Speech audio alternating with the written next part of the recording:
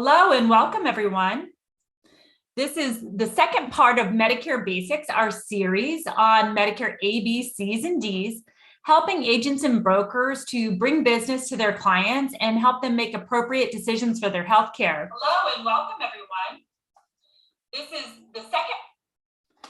So here we are going live, and this is a free training to learn all about Medicare Part C. My name is Erin Ackenheil. I own Black Point Insurance. We're based in Northern California. We help Medicare beneficiaries nationwide learn about the A, B, C's, and D's of Medicare, and we help agents and brokers learn to launch, grow, and retain their businesses. Medicare Basics is part of a 4-part series to help people learn the basics of Medicare and help really take advantage of the resources that are available to help you grow your business. Black Point Insurance is a general agency, and if you'd like more information on working with us and partnering with us to help you help your clients to grow your business, please get in touch with us at blackpointinsurance.com. For now, let's jump in and get started. So today's agenda, a full agenda, we want to do a quick review on A and B of Medicare. Why do your clients need additional coverage? Why isn't A and B enough? What are the gaps? And what are the potential options for filling the gaps? Medicare Advantage, or Part C, is a specific type of plan that can fill the gaps for Medicare beneficiaries if it's appropriate coverage for their situation and where they live. I'm going to talk about what Part C is and how it works and help you understand how this might be positioned well for you and your clients. Medicare Part C is not a required option. It's just a potential option to cover the gaps in original Medicare A and B. Then we're really going to drive into the detail of positioning Medicare Part C.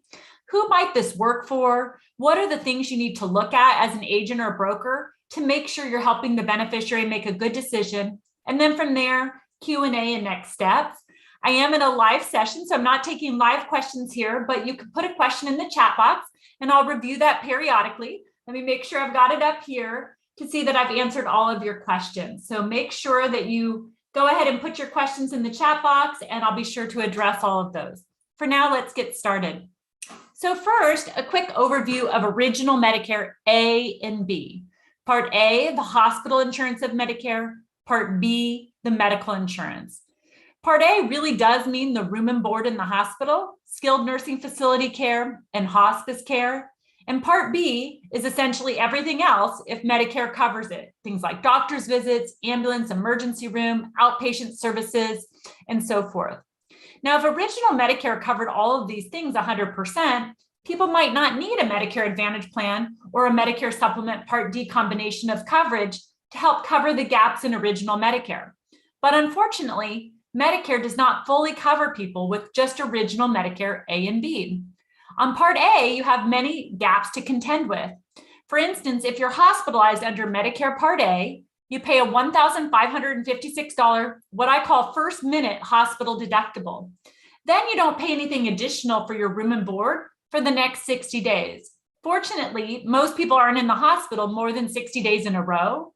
But if they were, there would be significant daily coinsurance associated with additional days in the hospital, $389 a day, days 60 through 90. And if their person was there over 90 days in a row, it's actually $778 per day. And God forbid, over 150, they're actually out of hospital coverage under original Medicare Part A. Anytime someone has been released from the hospital more than 60 days in a row, they're eligible to pay that Part A deductible again. So it can multiply if someone has a bad year and multiple hospital stays. Skilled nursing facility care is also covered under Medicare Part A. This is typically transitional between hospital and home. This is what happens when somebody needs extensive rehab. Maybe they've had a stroke or a hip replacement. They need that 24-hour care, but they no longer need to remain in an acute facility. Original Medicare covers the first 20 days, 100%, but they do cover up to 100 days. But starting at day 21, it's $194.50 per day. So these costs can add up significantly for Medicare beneficiaries on original Medicare Part A. Part B of Medicare, which is the part that beneficiaries pay a monthly premium for, is all those other services, the physician services, the outpatient care, emergency ambulance, Chemo, radiation therapy, renal dialysis, all fall under Medicare Part B. If Medicare was covering all these expensive services 100%, again, beneficiaries wouldn't want to have to worry about the key gaps in that coverage. 3 key gaps that we look at in 2022 include the Part B deductible, which is relatively small, $233 for the whole year for Part B services. This cost does go up a little bit annually, but for this year, it's $233. If it was just that, people would probably be okay. But unfortunately, there's additional costs associated with Part B that can be significantly greater. For instance, the 20% coinsurance. So imagine paying 20% of all Part B services for ambulance, emergency room, chemotherapy, a surgeon's bill. This could be very significant with no MOOP. MOOP means maximum out-of-pocket cost. There's no ceiling on what you would pay in terms of the 20% coinsurance. And then lastly, if you see Medicare providers who take Medicare but don't accept Medicare assignment or Medicare's reduced pay structure, they are allowed to balance bill in the form of excess charges, up to 115% of what Medicare allows. So typically it's known that original Medicare A and B is not quite enough. On top of that, there's plenty of things that Medicare doesn't cover at all. Things like dental care, routine eye exams and glasses, very limited benefits for things like chiropractic and acupuncture, no coverage for routine hearing exams and hearing aids. Prescription drug coverage is not part of original Medicare A and B, nor are over-the-counter items included. So this leaves beneficiaries with a lot of gaps to contend with that they're looking for options to cover. So in comes Medicare Part C, also known as Medicare Advantage plans. What are these plans? How do they work? How are people able to offer so much for so little? One of the things that's really important to note about Medicare Advantage Part C plans is you don't buy them directly from the government. They're always sold by private insurance companies, but they are a Medicare program. So Medicare is funding the whole operation. So you'll see at the top of the circle there, the government is setting aside a certain amount of money for each person who enrolls in a Part C plan, and they're expecting the private insurance companies to cover all of the original Medicare A benefits and the B benefits on a local level. The Medicare Advantage company, the Part C plan, takes this money that is paid by the government and they go out and negotiate rates with local doctors, hospitals, and other healthcare providers to provide an entire package. So it's often thought that A and B are combined, Part D prescription drug coverage is typically included, and that equals Part C Medicare Advantage. When your beneficiary signs up for an Advantage plan, they don't use their red, white, and blue Medicare card because Medicare has already prepaid the private insurance company to cover all of their A and B benefits. They also add many enhancements like additional coverage for the gaps in original Medicare A and B, plus covering things like dental and vision and hearing that Medicare doesn't cover, and embedding Part D prescription drug coverage all in one package. This makes it tremendously easy for Medicare beneficiaries to use the plan. There's very limited paperwork associated with the program, and they get all of their care and services using one card at the pharmacy, the doctor, and the hospital.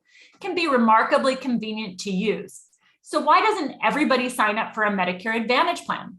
Well, there's pros and cons. How the plans work are going to vary depending on the type of Medicare Advantage plan that a person enrolls in.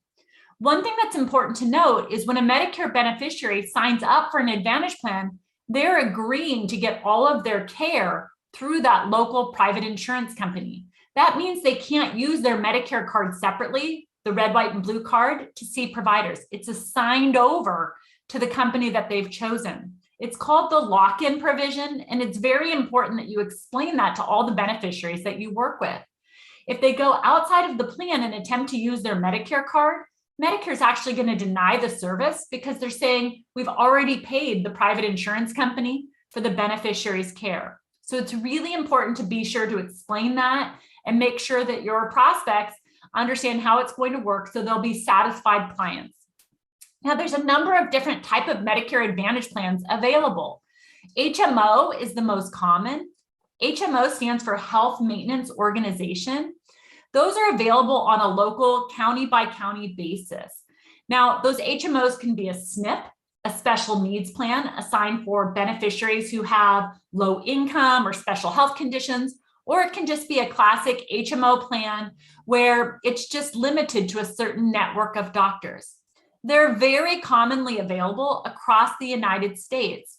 When you choose an HMO plan, it's required to choose a doctor as a primary care physician or main doctor. So a PCP is required. And when it's time to see a specialist, like a heart doctor or an ophthalmologist, it's generally required for the Medicare beneficiary to get a referral from the primary care doctor before they go. If it's in California, it's going to be through a major participating network of doctors, and you'll be limited to that group of doctors. In other states, typically the networks are broader, but the referrals are typically still required. So really important when you're explaining an HMO to the Medicare beneficiary that you're explaining that there's rules associated with the plan. And as long as they're willing to follow those rules, unless it's urgent or emergency, this can be a great option for them. In many areas, the HMOs are available for low or no monthly premium. So it's remarkably attractive for beneficiaries to enroll in the plan. Also, all Advantage plans have a maximum out of pocket or a MOOP associated with the services.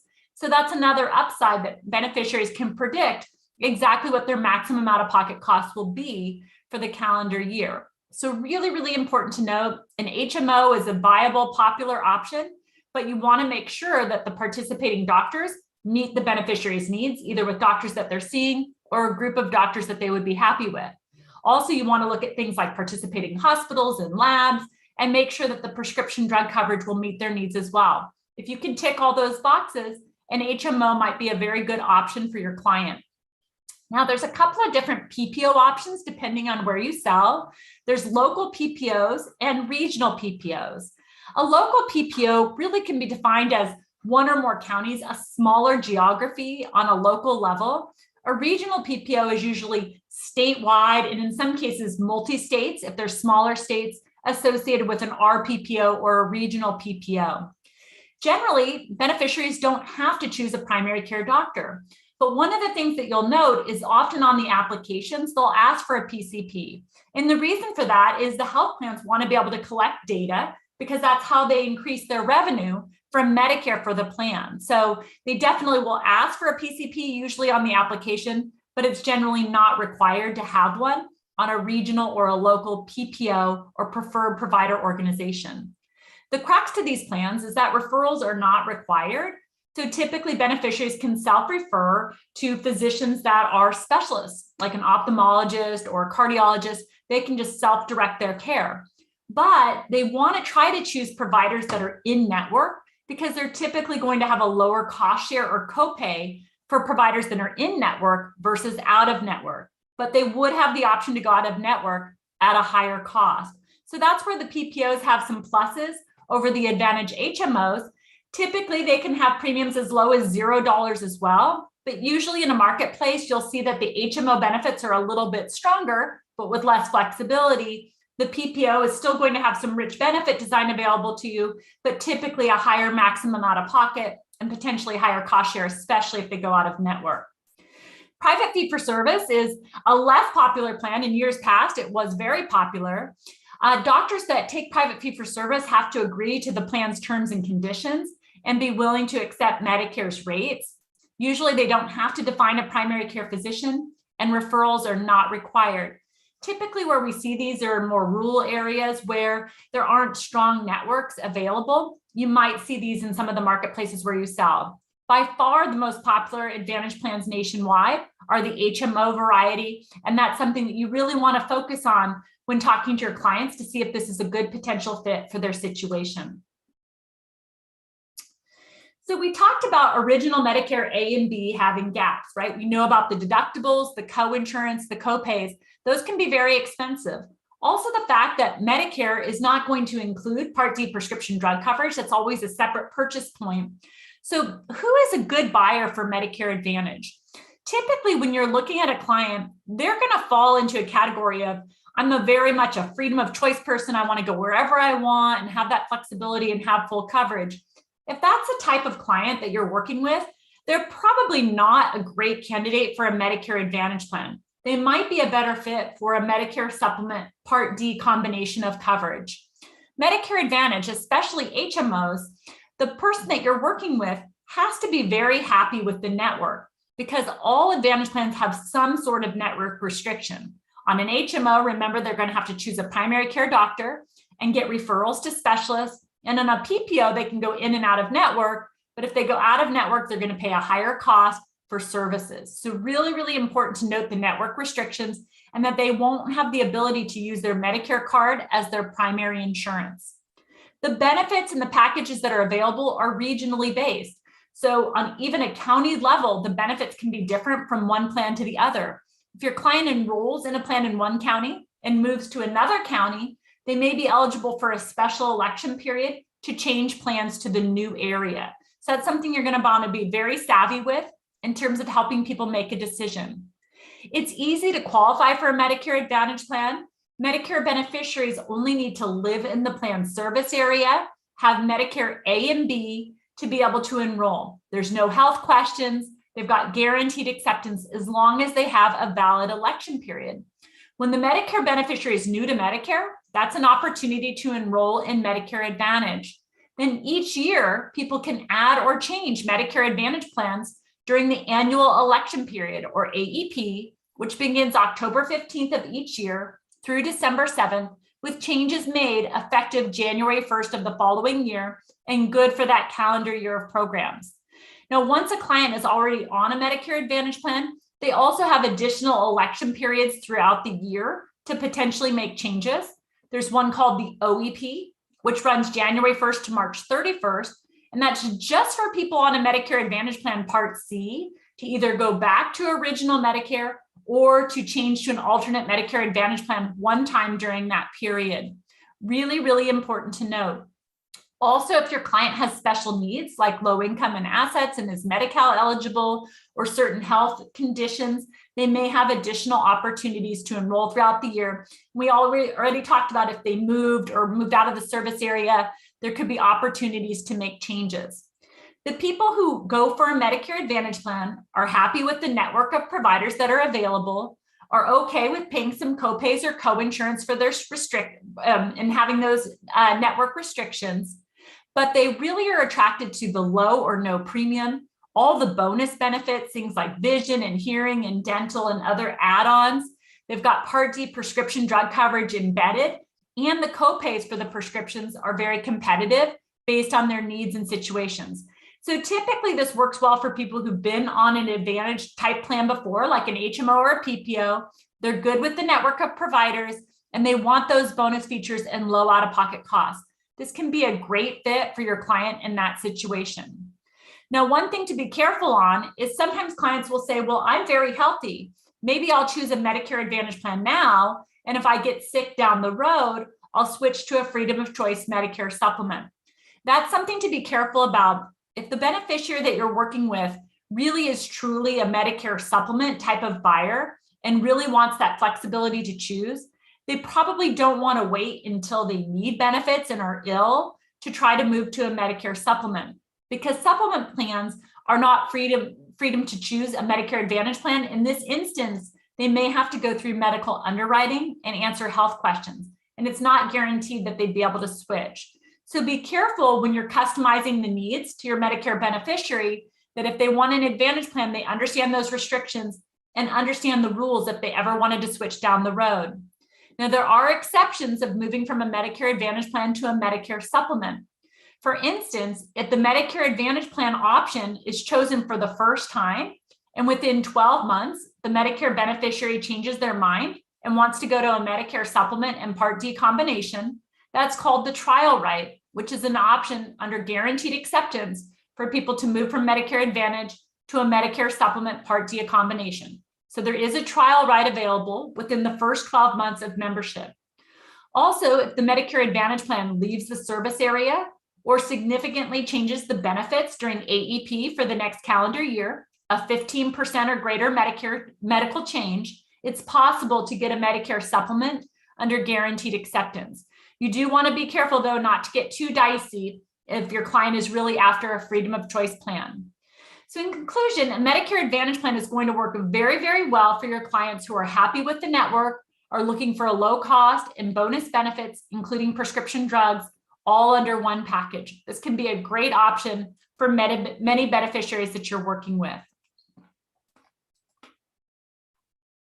So with that, I didn't see any questions in the chat. I hope that gave you a good background on Medicare Advantage Part C. Remember, it's not a requirement, it's just an option available to Medicare beneficiaries to close some of the gaps in original Medicare A and B, and might be a great fit for some of your clients to meet their needs and situation, especially if they're happy with the network, the prescription drug coverage, the bonus features, and are okay with getting everything all under one program.